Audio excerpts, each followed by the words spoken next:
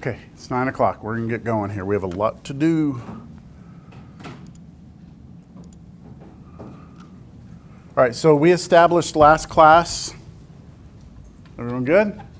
Sorry, I've got, today's a big day. For this class in my Cal 3, we've got a lot of important things to do, so I'm like amping to go here. So last time we established that if we take a power series, this was our first example of a power series, this specific power series, if we define that to be f of x, then as long as the absolute value of x is less than 1, this was like a geometric series, and this would converge to 1 over 1 minus x. And in anything outside of this domain, this series would diverge. So what we were trying to establish last time was like two things. First of all, the idea of a power series, and then the next thing is that wherever that power series converges, we could define a function, and then that domain would be where that power series converges. So that was our first example. We are going to move on to more examples now. Just remember, this is something I'll use in the next section. So the next thing is I had defined a power series already. Let's just look at the notes here.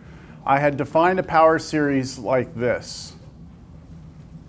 Can you all see that all right? Make it a little bigger. Right? It's sum n equals 0 to infinity. Some little formula that creates numbers that are in front of powers of x, right?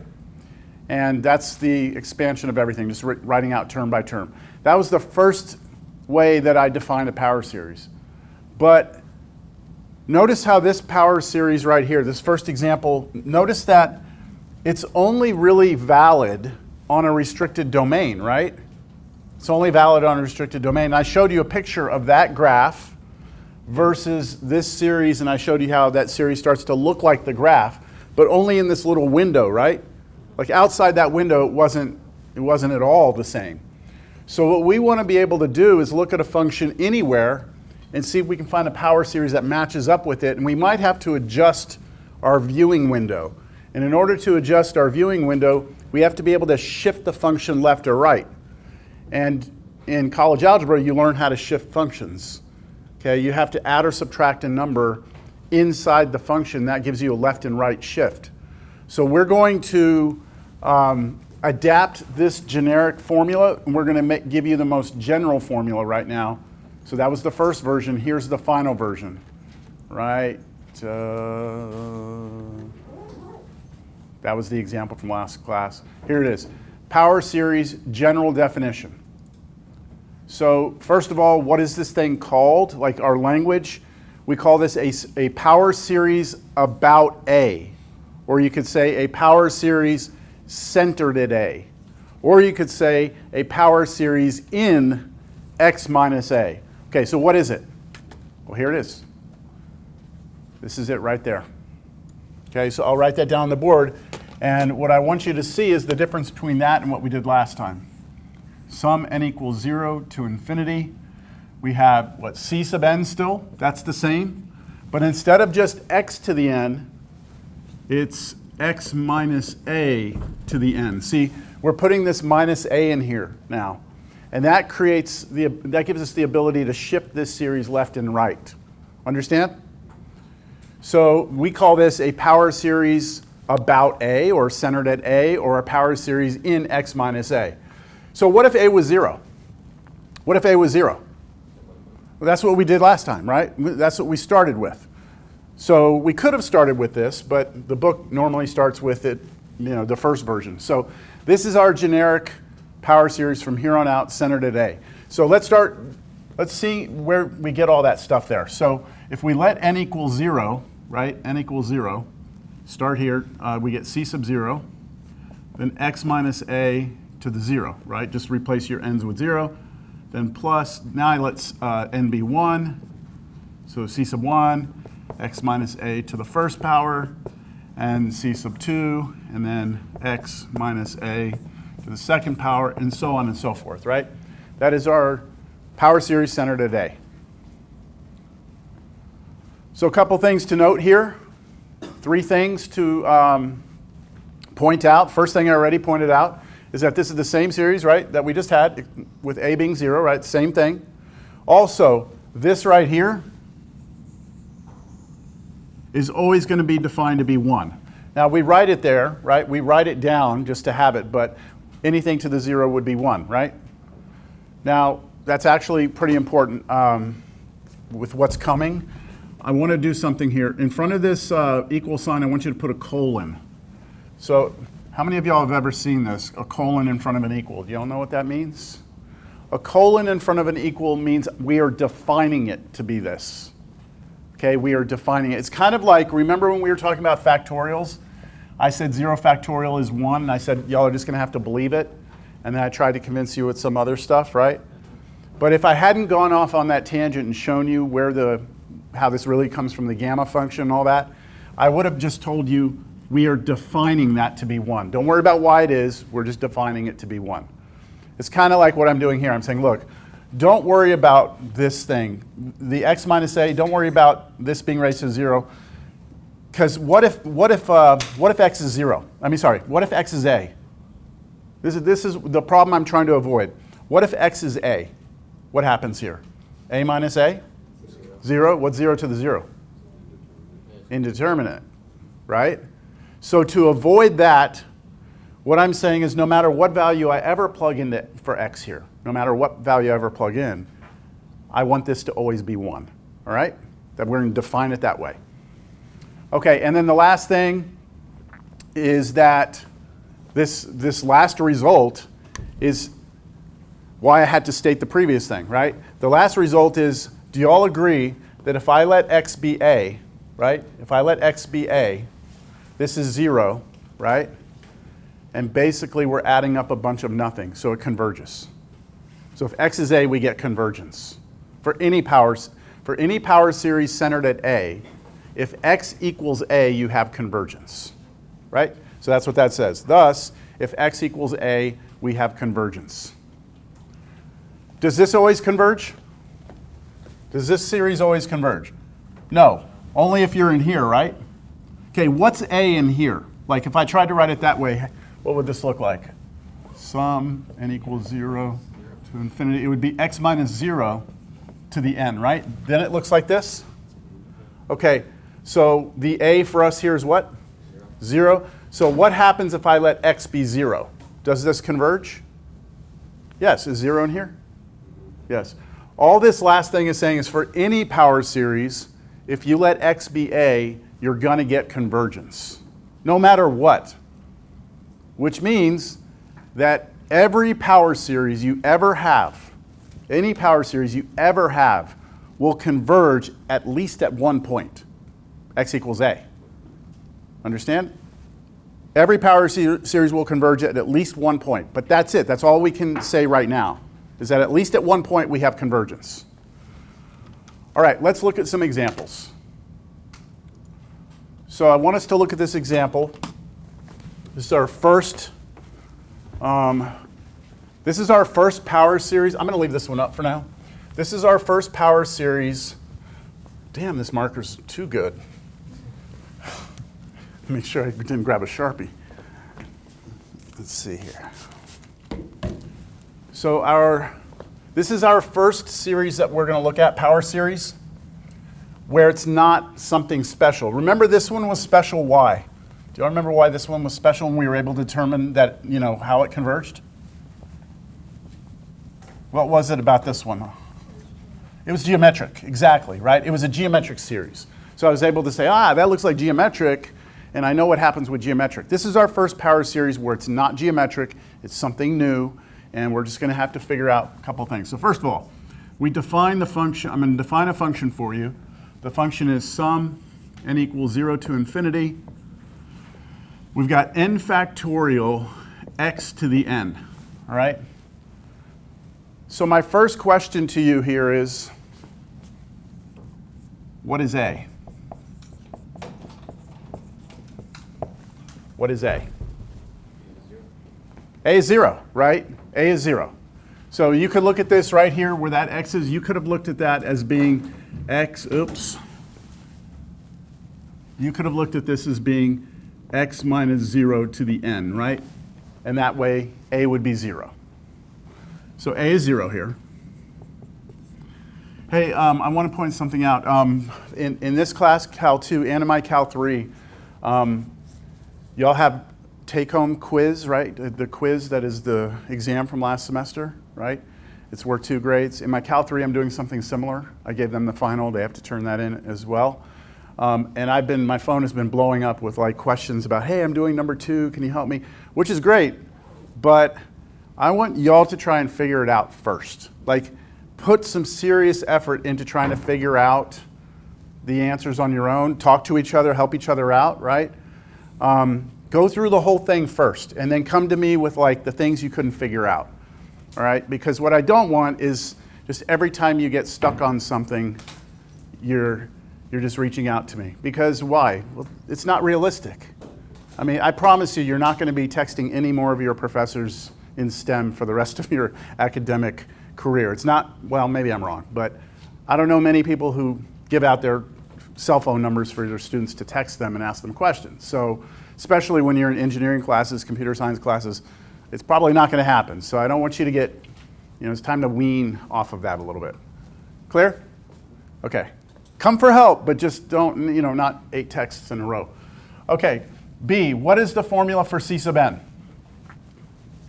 What is the formula? What is the formula that's generating the numbers in front of x to the powers?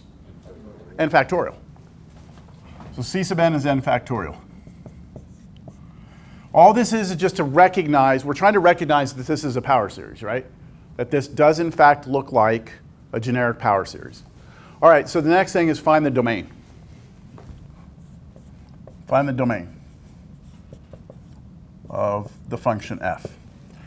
All right, so what's the domain? Well, the domain of this function is all the values of x for which the series converges. So I have to figure out what values of x I could plug in here that would make this converge. Got it? How am I going to do that? Well, I have a bunch of tests, right? Bunch of tests to see when series converge or not.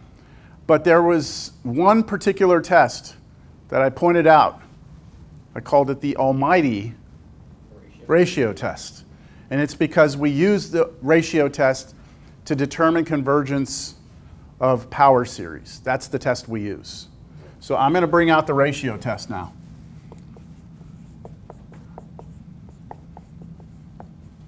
All right, so let's write down what we want. We want the limit as n goes to infinity, I'm doing the ratio test right now, of the absolute value, I'll just write it down, of I'll write the test down. A sub n plus 1 over a sub n to be less than 1. If you look at the ratio test, right, when we went through the ratio test, it said, hey, look, if you have a series and you want to know if it converges using the ratio test, what you do is you take the n plus 1 term and you divide it by the nth term, and you take the limit of that as n goes to infinity, you take the absolute value, and you hope that it's less than 1, because if it's less than 1, then it converges, right? So this is what I want. I want this. But what's my formula? What's my a sub n plus 1 and a sub n? Well, it's this whole thing, right? This is like the a sub n was back when we were doing series. Before we did power series, this is like our formula right here. And the big difference is that it has an x in it now, right? All the series that we did before, there was not an x there, right? So there's an x. We'll have to deal with that. All right, so let's do this. I think it's time for this to go away. Damn.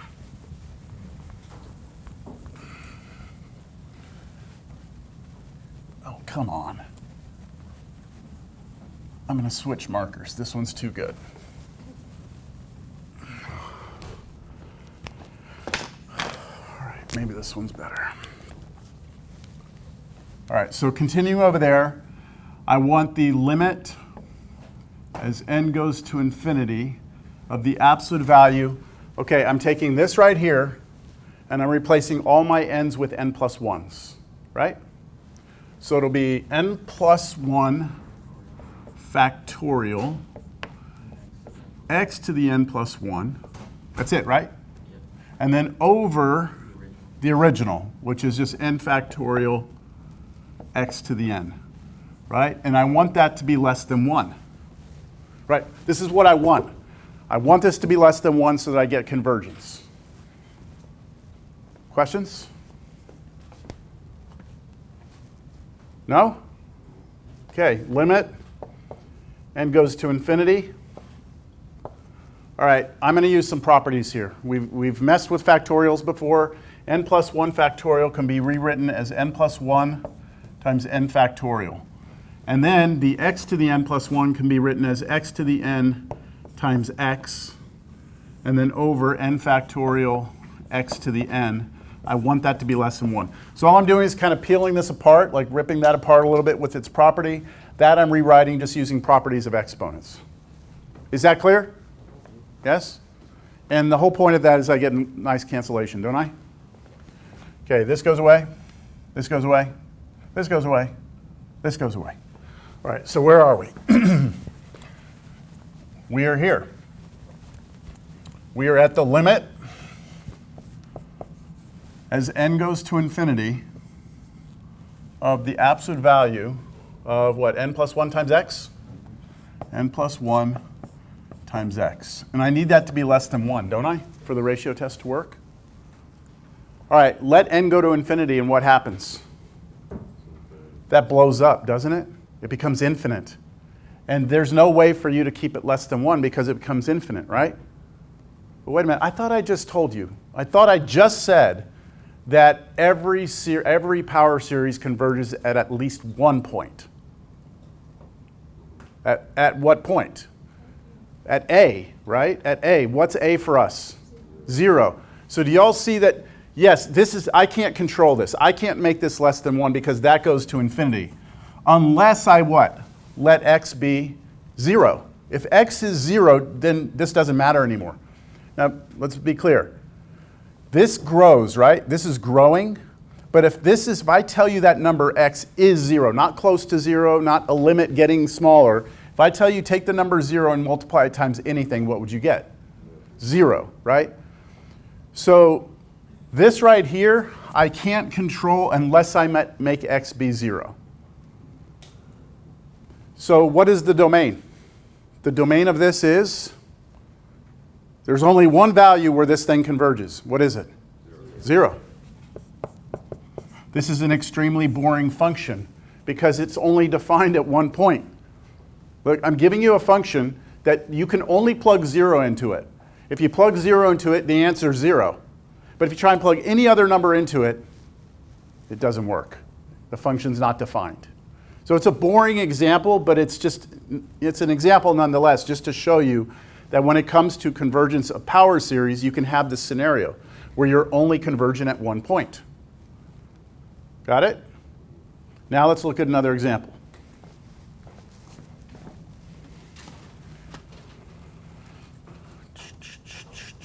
Next example is, okay, x minus 3 to the n over n. And I'm summing, I'm not sure why I started that series at 1. Let's put it to 0. Oh, we can't do it 0. That's right. See why I can't go 0? Because if I try and plug in 0, it's not defined. That's okay. That's okay, because remember we talked about series that the convergence or divergence of a series is not impacted by adding or subtracting a finite number of terms. So if I start at 1, it doesn't change the fact that it will be convergent or divergent. So here we go. These are either really good markers or they did something to the board because, man, I'm going to get exhausted up here just erasing. All right, there we go. So first question, what's A? So for part A, what is A? A is 3. Because in the formula for generic power series, it's x minus A. And since that says x minus 3, that means A is 3. Right now, we should be able to say right now that this thing converges at 3. For sure, at one point, right? At 3, it should converge, but does it converge anywhere else, right? That's a question, does it? So B, what's C sub n? What is it? 1 over n. What you have to see is that this is the same as sum n equals 1 to infinity of 1 over n times x minus 3 to the n, right? You have to see that. The 1 over n is the thing that generates the numbers. The x minus 3 to the n is the thing that has the powers with x. Got it? Part C, what's a domain? Okay, so for domain, I'm going to run the ratio test. Here we go.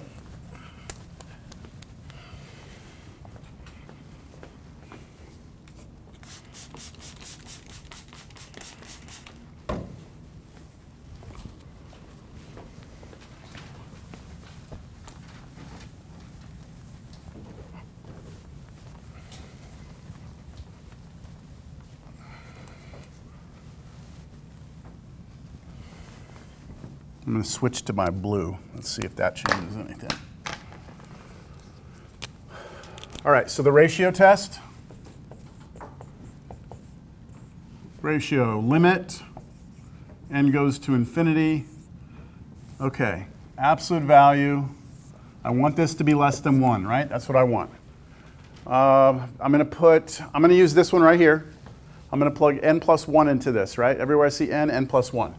So it becomes x minus 3 to the n plus 1 over n plus 1.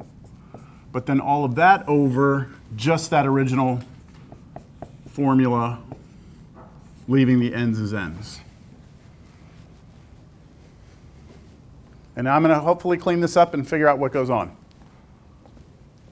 Y'all let me know. Questions? Okay, I'm going to do this. I'm going to say this is x minus 3 to the n times x minus 3 over n plus 1 times n over x minus 3 to the n. I need this to be less than 1. So all I did here was same thing I did before. If you have something to the n plus 1, it's the same as that to the n times that to the 1, which is this. Properties of exponents? Yeah. And then n plus 1 is just n plus 1. And then I had a fraction on the bottom. I'm flipping it up like this, right? Reciprocal. And I have that. And now I have some cancellation, right? And now what you're left with is this. God.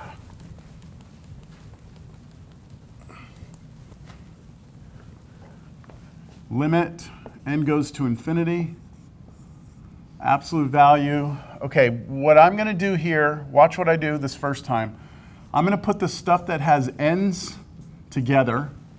So the n over n plus 1, I put that together.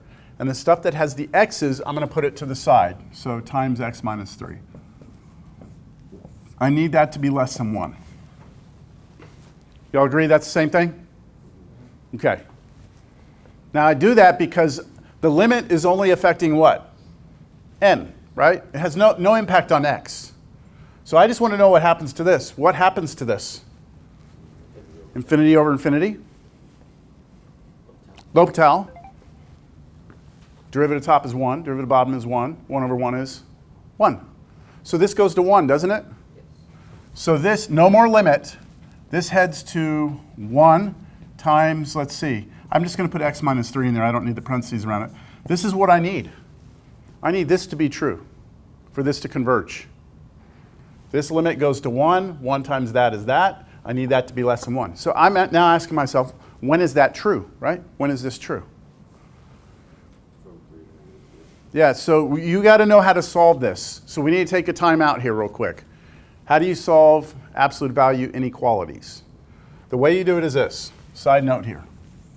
If I tell you the absolute value of x is less than 4, the way you solve this is as follows. You get rid of the absolute value. You put less than 4, okay? And then you make it greater than negative 4. So basically you're taking that number, you're doing the minus in the positive of it, and you're squeezing the x in between the two. That's how you do just a generic absolute value inequality. I'm going to do the same thing right here, okay? So what I'm going to do is I'm going to take this number, -1 and 1, and I'm going to squeeze this thing in between it, the whole thing. See that?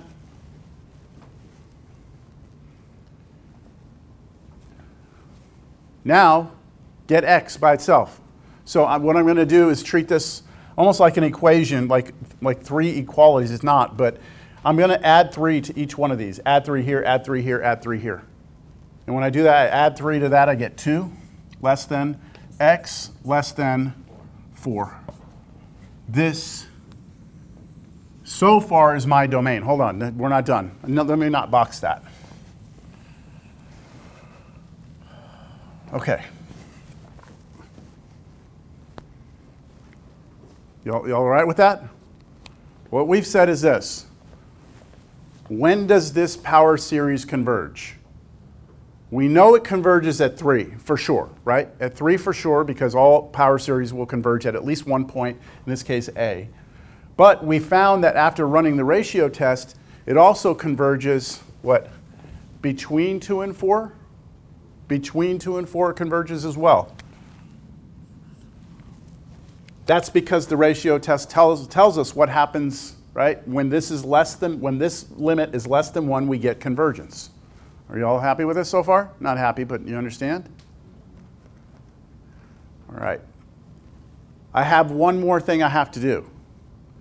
When does the ratio test fail? When this is, not 0. When it's greater than 1, we get divergence, right? So we know that if we were outside this, right? Like here's what I'm trying to say.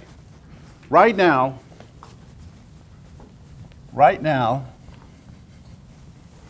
I know this.